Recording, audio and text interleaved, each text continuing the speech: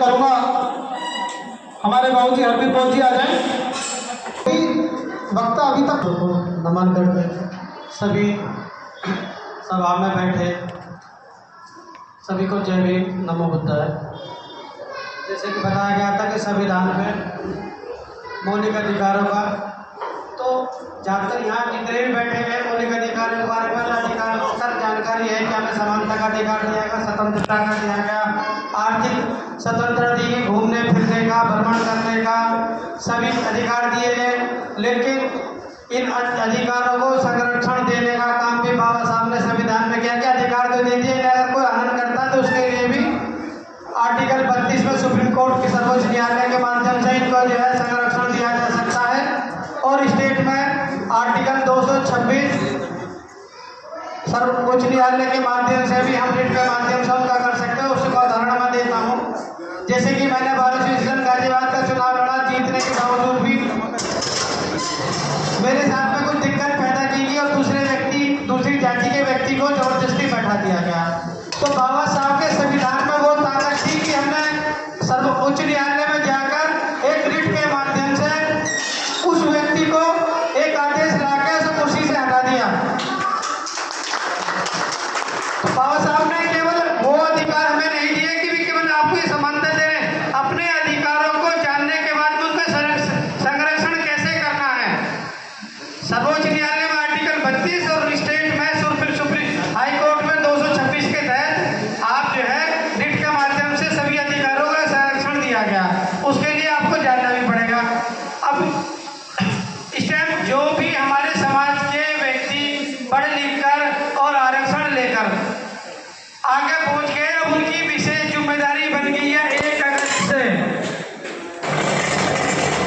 अगस्त से उनकी इसलिए विशेष जिम्मेदारी बन गई है कि सरकार ने हमारे यहाँ क्या है कि एक तबका तो ऐसा है कि जो अपने अधिकारों को जान ही नहीं पाया और अभी उनके अंदर अभी स्वाभिमान की भी कमी है। लेकिन जो पढ़ लिख कर संगठित होकर और किसी भी नौकरी पर पहुंच गया, थोड़ा सक्षम हो गया, सक्षम होने के बाद में मान लीजिए मैं पढ़ गया, मेरे पास थोड़ी सी गुंजाइश होगी तो मैं तो अपने बच्चों को अच्छे कोचिंग सेंटर में अच्छे स्कूल में पढ़ाकर अच्छे कंपटीशन की तैयारी कराऊंगा और अच्छे कंपटीशन की तैयारी करा के कहीं IAS PCS या कहीं अच्छी जगह भेजूंगा।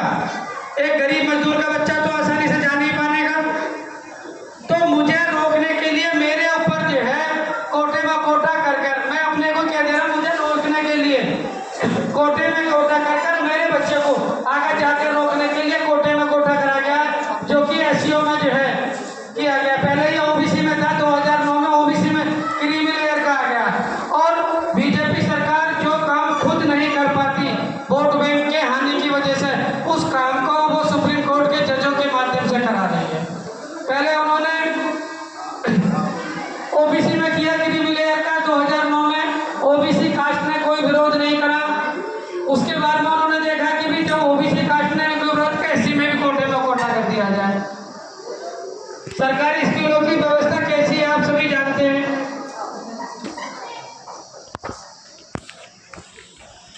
तो हमारी जो पढ़े लिखे समाज आगे पहुंच के उनकी विशेष जिम्मेदारी है कि अपनी आय का एक ऐसा छोटा भाग जो कमजोर तबका है उसे जागरूक करने में, पढ़ाने में, आगे बढ़ाने में, मार्गदर्शन करने में। केवल हमारी ये जिम्मेदारी नहीं कि मैं पढ़ गया तो मैंने अपने बच्चों को पढ़ा दिया और उसके बाद में मैंने अपने बच्चों को विदेश भेज दिया या कहीं भेज दिया। अब हमारी ये जिम्मेदारी है कि बाबा साहब के संविधान की वजह से, आरक्षण की वजह से अगर मुझे नौकरी भी नहीं मिली तो आरक्षण की वजह से मुझे स्कूल में एडमिशन मिला, मुझे वजीफा दिया गया, ये भी बाबा साहब की वजह से दिया गया। ये मेरी काबिलियत नहीं थी, बाबा साहब की काबिलियत थी कि बाबा साहब ने अपनी 4 संतानों को ना देखते हुए खो दिया, और लेकिन हमारे लिए अधिकारों की लड़ाई लड़ते गए और आगे विदेशों तक पढ़े और पढ़ने के बाद इस काबिल हुए कि उन्होंने जो देश का संविधान लिखा और उसमें हमारे लिए इतने अधिकार दे के गए हैं। तो हमारे जो भी जागरूक हैं, और इसमें मैं महिलाओं को भी ये कहूँगा कि जितने भी हो सके मूर्ति पूजा से दूर रखें, क्योंकि हम अच्छे पढ़ाई हम बच्चों को तो पढ़ा सकते हैं, लेकिन अंधविश्वास में से दूर करने का काम हमारी महिला शक्ति ही करेगी। जिस घर की महिला शक्ति मूर्ति पूजा अंधविश्वास पाखंड से दूर हो गई, उस दिन हमारा समाज ऊपर हो जाएगा। दूसरा, हमें समाज में एक, क्योंकि हमारा समाज पढ़ लिख गया भी है, कुछ नौकरियों में प्राप्त हो गया, संगठित भी हो गया, लेकिन कहीं ना कहीं उनके अंदर अभी डर है और स्वाभिमान की कमी है। कहीं हम अपनी सीट पर बैठ गए तो हम ये काम इसलिए काम नहीं करते कि सामने वाला व्यक्ति अगर मैंने काम कर दिया और वो ऐसी का दूसरे को पता लग गई तो मेरी खुल जाएगी। ज्यादातर अधिकारियों में ये बात होती है कि अगर मैं नाम सरनेम चेंज करके कहीं बैठा हुआ हूँ, मैं सरनेम चेंज करके बैठा हूँ तो उस सीट पर बैठा हूँ तो कहीं ना कहीं मैंने आरक्षण का लाभ कहीं ना कहीं जीवन में लिया है, तो मेरा दायित्व बनता है कि उसका एक अंश जो मेरे पास में समाज का व्यक्ति आ रहा है उसकी मदद करके कहीं ना कहीं करूँ। होता ही यह है कि अगर होते हुए काम को भी हमारे समाज के कुछ अधिकारी मैंने देखे हैं अपनी 49 साल की लाइफ में कि अगर मैंने काम कर दिया तो मेरा खुल जाएगा, खुलने के बाद में दूसरों में मेरी जो है जाति खुल जाएगी। अरे जिस जाति में स्वाभिमान से जीवा तो स्वाभिमान की जगह ना पड़ा। कुछ लोग ये हैं कि कहीं बात हो जाती है, अरे छोड़ो यार वो तो उस बिरादरी का, तुम कहाँ उसमें स्वाभिमान से करो, वो भी उसी हाथ मांस के वही रोटी खा रहे हैं। हम अपने बच्चों को हिंसा ना सिखाएं, लेकिन डर के जीना भी ना सिखाएं। और जितना ज़्यादा से ज़्यादा हो सके उच्च शिक्षा की तरफ बढ़े। केवल इसलिए ना बढ़े कि अगर हमें नौकरी, कुछ कहा है कि भी नौकरी तो मिलनी नहीं, क्या जरूरत है पढ़ने की। अगर आपके पास में उच्च शिक्षा होगी तो आपकी सोच का स्तर बढ़ेगा और आप अपने अधिकारों को जानेंगे और अपने साथ साथ दूसरों के अधिकारों के लिए लड़ेंगे। और ऐसा नहीं है कि आपका एक फोन कभी कभी दूसरे की जिंदगी बदल देता और उसकी पूरी रात की पीड़ा खत्म कर देता। एक छोटा सा उदाहरण दूंगा। जिस दिन मेरा चुनाव में जो है मैं जीत गया, जीतने के बाद में लेकिन मेरे साथ बेईमानी हुई तो मैं अपने अधिकारों के लिए धरने पर बैठ गया और रात को मेरे पास में 11 बजे फोन आया। वाल्मीकि समाज की एक महिला थी, नंदग्राम में बैठा रखी थी और उसे दिन में उसका लड़के के साथ में कोई बैठ रहा था, लेडीज को ले आया और उसे ना खाना पीना दे रहे ना घर भेज रहे थे। तो अगर आप पद पर बैठोगे तो कितनी पावर आती है। मैं भी सब आप ही की तरह हूँ। मैंने एसीपी को फोन किया कबीरनगर को, मैंने कि सर ऐसे बात है, नंदग्राम का मैटर है।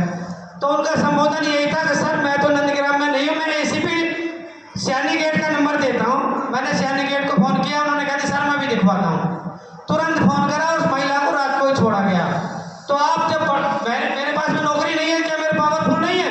जब आप सही पद पे सही जगह पहुंचेंगे तो अपने साथ साथ दूसरों के अधिकारों की भी संरक्षण करेंगे, अधिकारों के लिए लड़ेंगे और उन्हें भी फायदा होगा।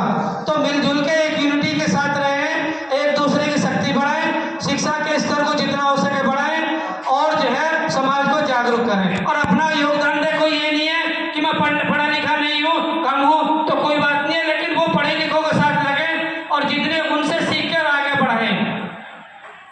धन्यवाद। आपका आदेश था आने का, इसलिए आ गया। सबसे पहले भगवान गौतम बुद्ध जी को नमन करते हुए भारत के संविधान के रचयिता, नारी के मुक्तिदाता, हमको एक उच्च कोटि का संविधान देने वाले डॉक्टर भीमराव अम्बेडकर जी को नमन करते हुए और तमाम महापुरुषों को नमन करते हुए यहाँ पर बैठे हुए सभी लोगों को मेरा क्रांतिकारी जय हिंद।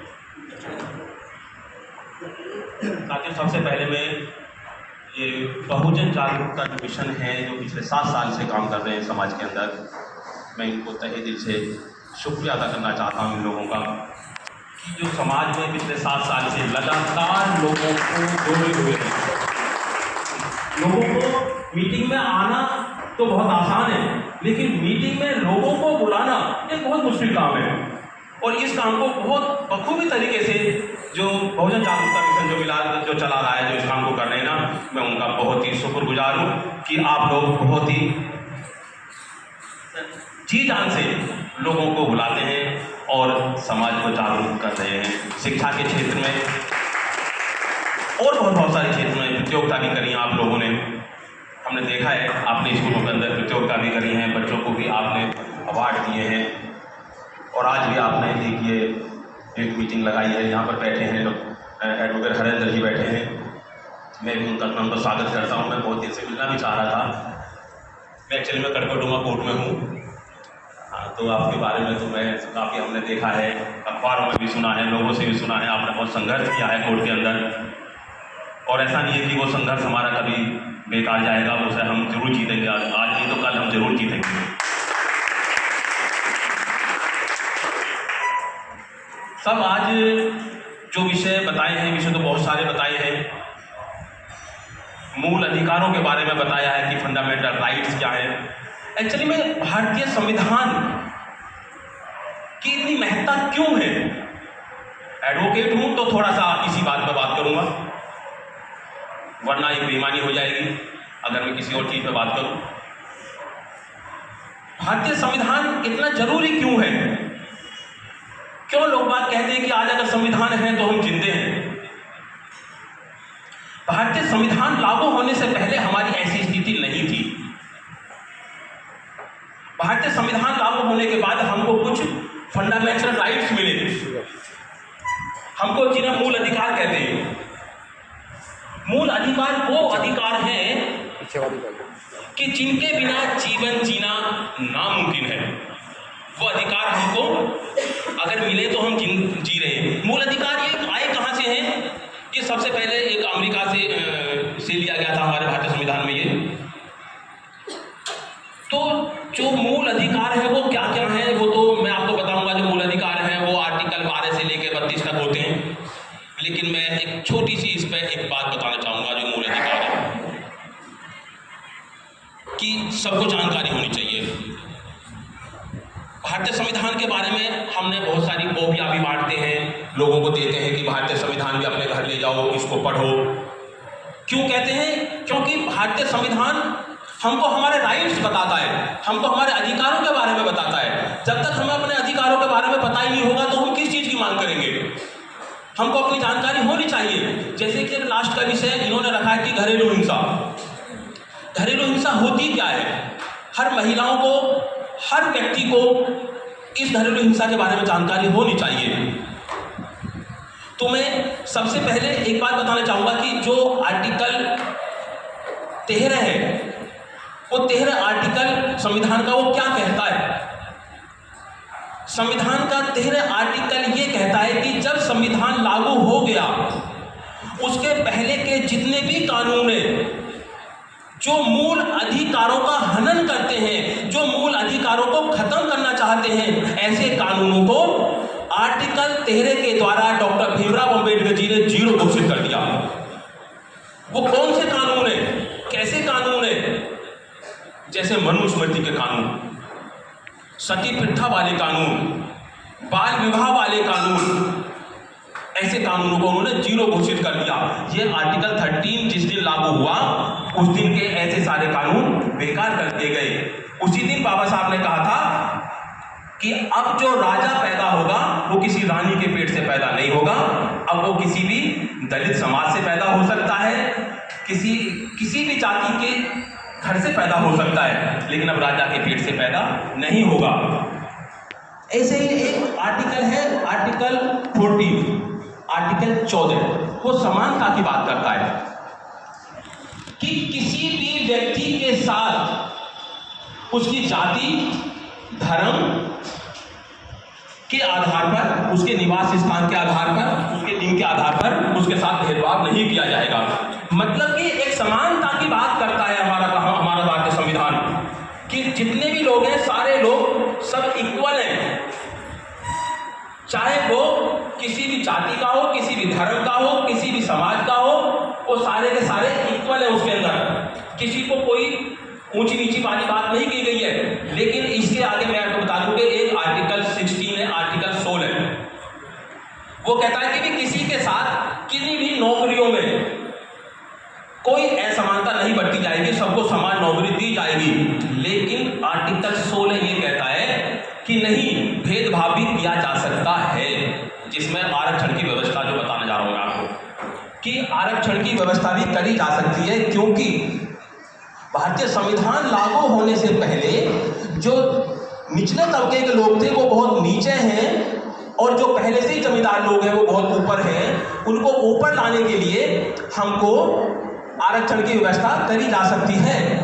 ये आर्टिकल 16 कहता है। और आरक्षण की व्यवस्था किसी आर्थिक स्थिति को बराबर करने के लिए नहीं लागू की गई है कि वे किसी की आर्थिक स्थिति, हमको बराबर लाने के लिए एक प्रयास है कि हम सारे लोग बराबर आ जाएं, तब यह आरक्षण की व्यवस्था लाई गई थी।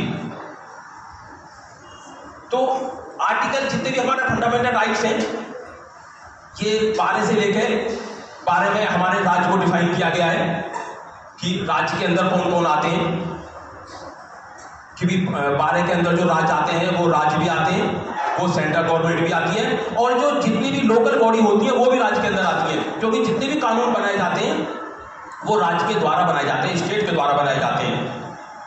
जैसे अभी पीछे सुप्रीम कोर्ट ने आरक्षण के ऊपर अपना एक नजरिया डाला कि भाई आरक्षण को जो ना कोटे के अंदर कोटा कर दो, एक ऐसी को करो। हम कहते हैं कि ठीक है करो, लेकिन बहुत सारी चीजें हैं सुप्रीम कोर्ट के अंदर, कॉलिजियम है, कॉलिजियम को भी तो खत्म करो कम से कम। उसे खत्म क्यों नहीं करते हो? जो एक ही तबके के लोग हाई कोर्ट और सुप्रीम कोर्ट में बैठे हैं जज बन के, उनको कैसे हटेंगे?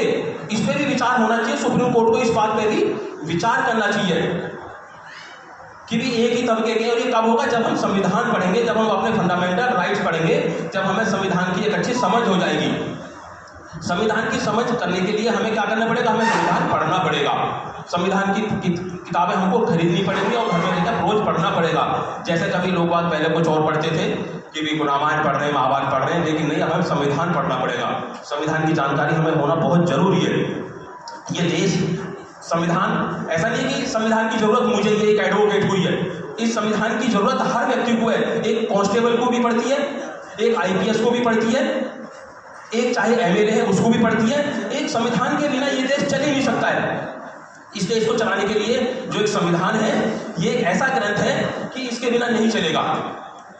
तो संविधान हम लोगों को पढ़ना चाहिए। हमको अपने फंडामेंटल राइट्स के बारे में बहुत अच्छी तरीके से जानकारी होनी चाहिए कि हमारे फंडामेंटल राइट्स आर्टिकल 12 से लेकर 32 तक हैं, कौन कौन से हैं। डेलिबरेटली तो खैर मैं बहुत सारे बता सकता हूँ, लेकिन क्योंकि यहाँ और भी विद्वान लोग बैठे हैं, मैं अपना समय यहीं पर जितना दिया था उसके लिए बहुत बहुत धन्यवाद। और एक बार फिर सभी को जय भीम। तथागत भगवान गौतम बुद्ध व परम पूज्य बोधिसत्व बाबा साहब डॉक्टर भीमराव अम्बेडकर जी के साथ साथ सभी महापुरुषों को नमन करते हुए आज के बहुजन जागरूकता मिशन के स्थापना दिवस में आए हुए सभी माताएं, बहनें, बुजुर्ग और नौजवान साथियों, सभी को मेरा जय भीम करते हुए मैं बताना चाहता हूँ, मैं बधाई देना चाहता हूँ कि बहुजन जागरूकता मिशन जो 7 सालों से शिक्षा के क्षेत्र में जागरूकता मिशन का एक कार्यक्रम पूरे गाजियाबाद में प्रचलित है, वो है सामान्य ज्ञान प्रतियोगिता। सामान्य ज्ञान प्रतियोगिता एक स्कूल से शुरू होकर, जिसमें 16 स्कूल एक साथ शामिल कर इन्होंने प्रतियोगिता कराई। और एक समय ऐसा आया कि उसमें 100 से ज़्यादा स्कूलों के आवेदन बच्चों ने किए। ये बधाई के पात्र हैं, पूरी टीम बधाई के पात्र है। सभी का एक बार इनका सबका साधुवाद। सम्मानित साथियों, आज जो सब्जेक्ट दिए, आज जो एडवोकेट अमर सिंह जी ने बताया कि 12 से लेकर 32 तक हमारे जो फंडामेंटल राइट हैं, इनको हम लोगों को पढ़ना चाहिए। और आज इन्हीं की बदौलत है कि आज जो बाबा साहब डॉक्टर भीमराव अम्बेडकर जी ने संविधान के तहत हमें जो हक अधिकार दिए, उनकी बदौलत आज हम यहाँ बैठे हुए हैं और यहाँ बोल रहे हैं।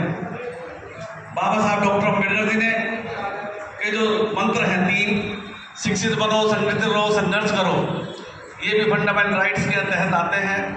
हम लोगों को इन पे भी काम करना चाहिए। बाबा साहब डॉक्टर अम्बेडकर जी ने जो 3 मंत्र दिए, वो ऐसे ही नहीं दिए।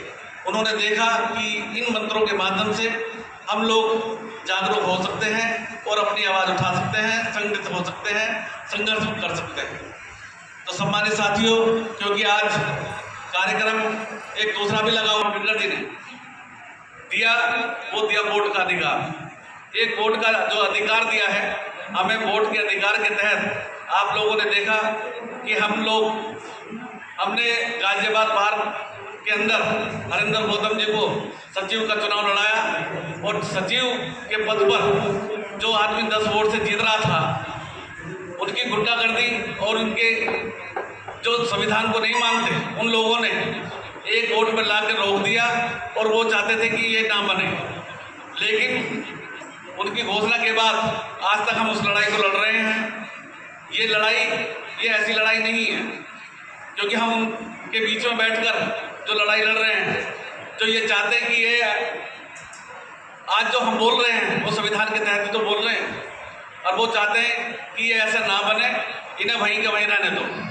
तो सम्मानित साथियों, हम लोगों को बीच में आना पड़ेगा, अपनी वोट का अधिकार का, मत का अधिकार। हमने देखा कि हमारे क्षेत्रों में हमारे जितने भी अपने मोहल्ले हैं उनमें क्या करते हैं, वोट वाले दिन, अब इस समय जैसे वोट का काम चल रहा है तो हमारे लोग वोट नहीं बनवाते और वोट वाले दिन ये कहते हैं कि हमारी वोट नहीं है, हमारी वोट नहीं बन रही, हम कैसे करें, क्या करें। अब पूरे दिन ताश खेलते रहते हैं।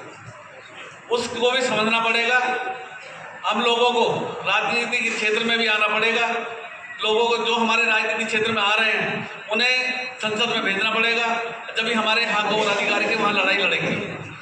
तो सम्मानित साथियों, आज मैं बहुजन जागरूकता मिशन के सभी साथियों को धन्यवाद देता हूँ क्योंकि आज के बहुत सारे कार्यक्रम लगे हुए हैं, मुझे भी जाना है। तो मैं सभी से माफी मांगते हुए सभी को जय भारत।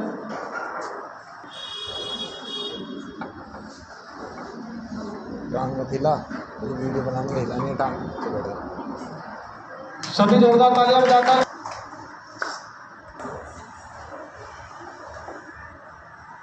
मैं सर्वप्रथम बहुजन जागरूकता मिशन जो कि पिछले 7 वर्षों से समाज में रहकर बहुजनों को जगाने का काम कर रहा है, इसके लिए बहुत बधाई के पात्र हैं।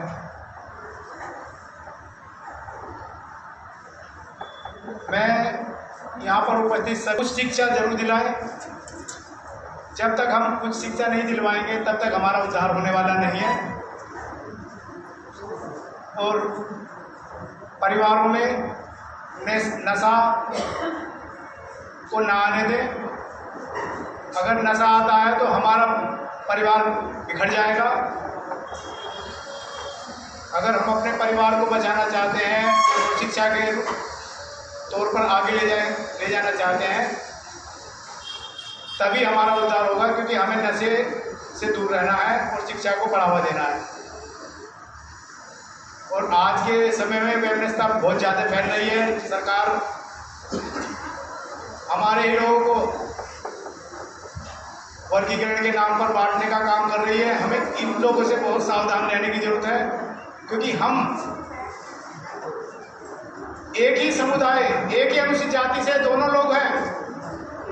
आप समझ रहे होंगे मैं कहाँ कह रहा हूँ। हम लोगों को बांटना चाहते हैं, जातियों को तोड़ना चाहते हैं, हम जातियों को जोड़ना चाहते हैं। हमें तोड़कर हमारे में फूट डालकर, क्योंकि हम पिछले 20 वर्षों से मैं देख रहा हूँ कि हमारे समाज के लोग और दूसरे समाज के लोग भी हमसे जुड़कर और हम उन्हें जोड़कर कार्य कर रहे थे। लेकिन अभी 1 अगस्त को सर्वोच्च न्यायालय द्वारा एक आदेश दिया था जो वर्गीकरण के नाम पर था।